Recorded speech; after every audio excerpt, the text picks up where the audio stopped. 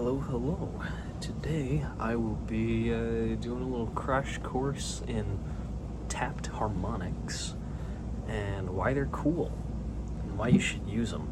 So I first came across the technique listening to Michael Hedges. Hard recommend. Start with his album Aerial Boundaries and go from there if you're interested. By far one of the most talented acoustic guitar players ever. But I'm sure you're probably familiar with harmonics already. Say here at the 12th fret, just hold your finger over there, right? Tapped harmonics are essentially the same thing, but instead of inducing them with your left hand and then plucking, you remove the left hand from the equation entirely and tap or slap them, whichever you prefer, with your right hand exclusively. Now it's more percussive, so you do have to take that into account. You can hear the hand hitting the fretboard, so if you want to use them in something you compose, you do need to pay attention to that and be aware of that. But you can also use the body of the guitar as a rhythmic instrument as well.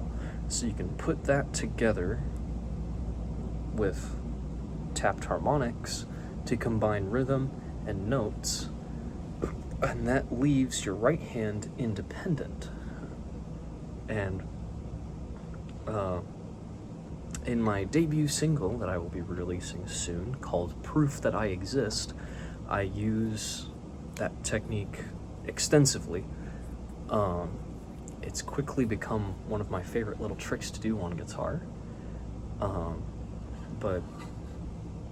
So for example, down here I can use hammer-ons to get notes here, and then tapped and slapped harmonics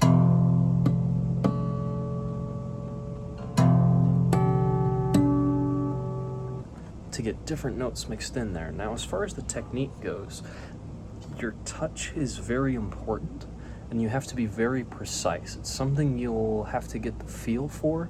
Every instrument will be different, and it all changes based on the action of your strings, your distance to the fretboard.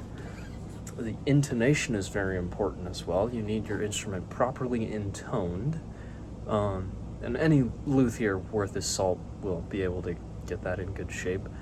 And now, of course, since they're natural harmonics, it has to do with the tuning of the strings as well. So I experiment with a lot of interesting tunings that some of which are, I guess, not my own invention necessarily, but things I've stumbled across through experimentation. So I am currently tuned to C, G,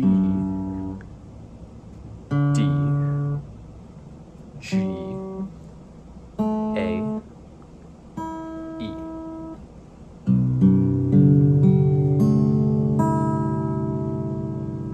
And now, since I'm tuned down so far, and I usually am tuned down quite a bit from standard, at least to flat standard, or usually much further, your strings do matter somewhat. My current set is, I believe, the 56 to 13 Diodario's, copper wound. I believe it's the phosphor bronze. But your string quality does matter a lot as well. Lighter gauge strings tend to not like tapped harmonics quite as much. They don't pick them up quite as well. I like heavier gauge strings for that reason. And I also find that, even on this set, it may be wound, but the top two are not wound, and I find it's much harder to tap those harmonics than it is tapping harmonics on the bottom four strings. For that reason, I will be looking for a custom B string, a wound B string. It's very rare, though. to find such a string. It's, I think, in .18 is what I'm looking for. Finding a .18 copper wound is kind of out there, but that's what I get for doing all this weird stuff that I do. But if you can get your right hand and your left hand to be relatively autonomous, then you can start lacing together different things at once. So let's say I just have a relatively simple rhythm.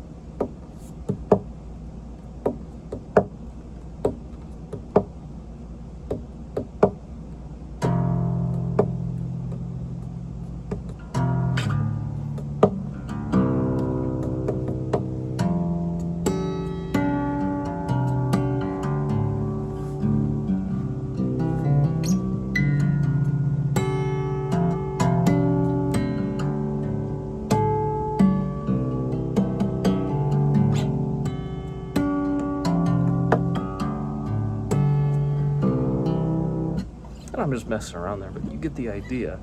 Now, about the technique itself, you'll notice I'm in and out quickly. It's very light. You almost don't, it's very different from tapping because you're not getting all the way into the fret. You're just hitting the string. So you don't want to go all the way into the fretboard.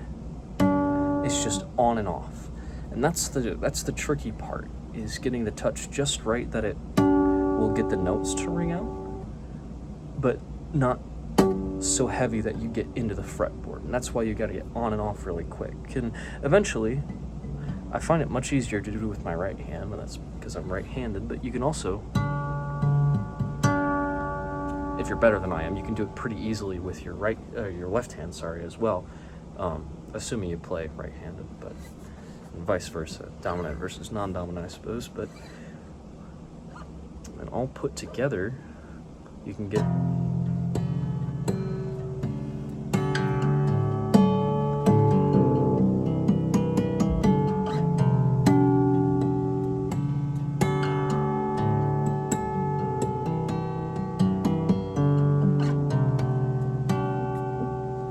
another little trick I like to do for rhythm is using my spare thumb on the neck itself, and different parts of the body, of course, will give you different rhythm, but it's a little crash course in percussive guitar.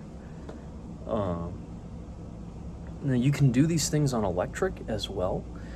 I find that on electric, a little bit higher, a little bit larger action than usual is useful, but not necessary.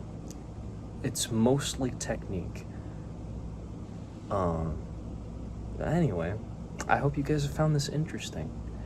Let me know if you have any questions down in the comments, and I'll do my best to answer, or if you'd like a follow-up or anything else. But in the meantime, I hope all you other acoustic guitar players out there will go out and experiment and have some fun with it.